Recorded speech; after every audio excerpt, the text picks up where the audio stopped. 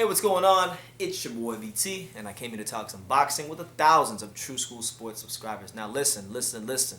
It is confirmed your boy Anthony Joshua will be returning to the ring June 20th, 2020 at Tottenham Stadium in London, UK. And who is he fighting?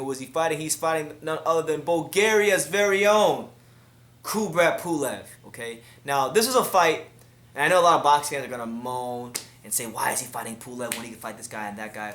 Listen, this was a fight that was supposed to happen a couple of years ago. It was right before, well, it was originally scheduled for the latter stages of 2017. The fight fell through, and that's the fight where Anthony Joshua fought a late replacement in Carlos Takam. So he's fighting Pulev. He spent all of last year outside of England. You know, he had his American debut against Andy Ruiz, which he lost, and he had the rematch with Andy Ruiz in Saudi Arabia. So it's been a year.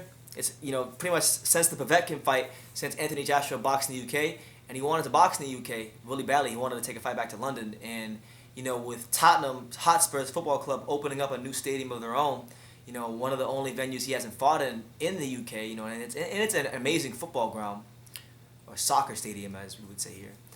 It's a great facility and it's a great venue, and I think you know, he really wanted to fight there, so they're bringing the fight to Tottenham. So fair play to them.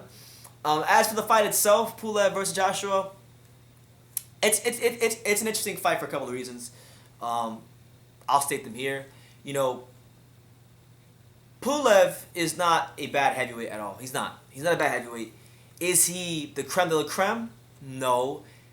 His last two fights haven't been the most impressive performances. You know, last year, in the early stages of last year, he fought Bogdan Dinu in what was a low-key fight of the year contender. You know, Bogdan Dinu took him to some deep, dark, and uncomfortable places and nearly had him out of there.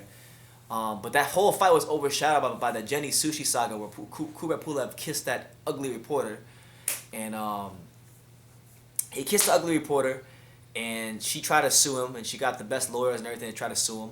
And this opportunity almost didn't happen for Pulev. So, you know, God bless him. He made it to see this opportunity, and that woman didn't destroy him. But you know, he went life and death with Bogdan Dinu. Damn near lost. Got up off the deck to stop him. Good fight, good performance. Then in his last fight against Riddell Booker in November, and I watched that fight. That was on the undercard of, I'm going to say, Jamal Herring versus Lamont Roach. He didn't look too impressive in that fight either. So, you know, he's picking up wins. He's doing what he's got to do to win. But it's been a while since Pulev had a really good performance. And, you know, maybe it's one of those things in boxing. Maybe it's one of those cases where he's been performing to the level of his opposition. But, you know, he's fighting a guy, Anthony Joshua, who I think has a lot to lose. Who actually, believe it or not, whether people want to give him credit or not, I think he has improved. I think the loss to Andy Ruiz was one of the best things to happen to his career, and now he doesn't have the pressure of protecting the O. He doesn't really even have the pressure of being looked at as the guy, because even if he fights Tyson Fury, people are going to favor Fury. So Joshua, the way I see it, Joshua is in the best position he's been in his entire career, and he doesn't want to lose that. And I can't really see him I can't see him losing it to Pulev, because, you know, I think his boxing skills have matured to the point where, as good as Pulev is as a technical fighter, I can't see Pulev being able to outbox Anthony Joshua. And as far as him being able to hurt Anthony Joshua, no, that's not happening either. You know, I don't think he's hurting Anthony Joshua. But, you know, this is heavyweight boxing. There's always that one punch factor, so you can't rule it out. But I see this as another routine title defense for Anthony Joshua against, you know, mid-level fringe contender opposition. And this is a fight where I'm expecting Anthony Joshua to stop Pulev in 8 rounds or less. You know, Pulev's a bit awkward at times. Pulev's got good boxing skills. He comes from, you know, good amateur pedigree, so I don't think it's going to be like, I don't think he's going to throw one punch and get him out of there, but it's going to take him some time. He's going to have to show that extra bit of quality to stop Pulev. Because listen, say what you want about Pulev, but, you know, he's 28-1. He's got wins over the likes of Hughie Fury and Kevin Johnson, and he's beaten Derek Chisora, and you know, he beat George Arias, beat Tony Thompson, beat Ustinov, stopped Dimitrenko, beating tough journeyman Derek Rossi. You know, he's got some decent names on his resume. The only guy that's beaten, say what you want about Pulev, but the only guy that's beaten him is Vladimir Klitschko. The only guy that's beat him and the only guy that stopped him was Vladimir freaking Klitschko. Okay? So there's no shame in that. There is no shame in that.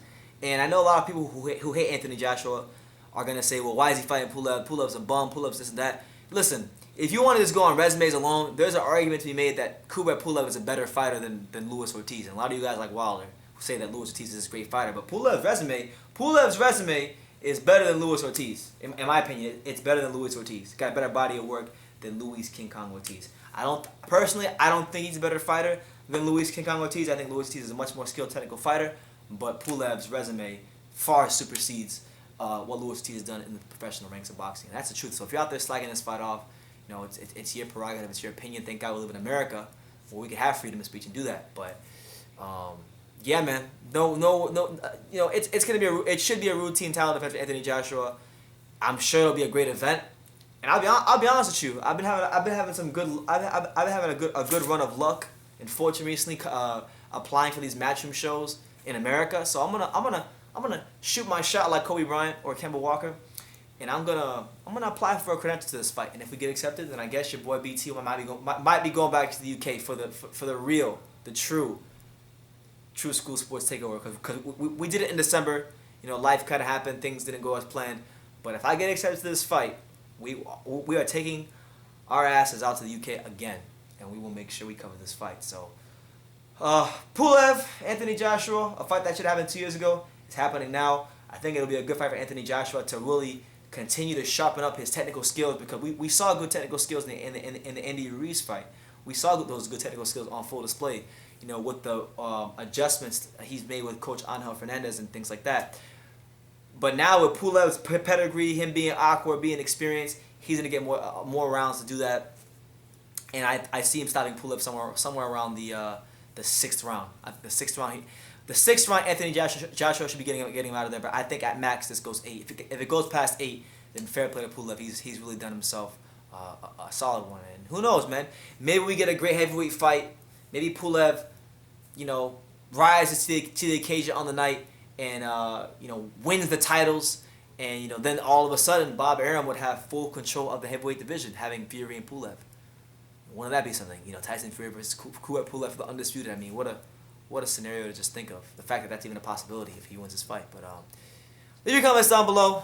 Take the time to subscribe, like I say in every single one of these videos. You can love me or you can hate me, but I'm just Kid from Daniel. So until next time, take care, guys.